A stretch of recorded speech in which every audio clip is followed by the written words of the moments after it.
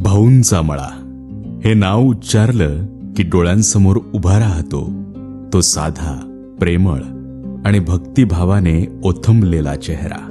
कैलासवासी अशोक भाऊ शिंदेप्पा. भाऊ म्हणजे केवळ व्यक्ती नव्हे तर एक भावना होती, सर्वांना एकत्र आणणारी, हसवणारी आणि आपल्यातीलच वाटणारी. शिर्डी माझे पंढरपूर, भाऊंचा माळा ही आपली सेवा, आपली वारी दरवर्षीप्रमाणे भक्तिभावाने प्रस्थान होते.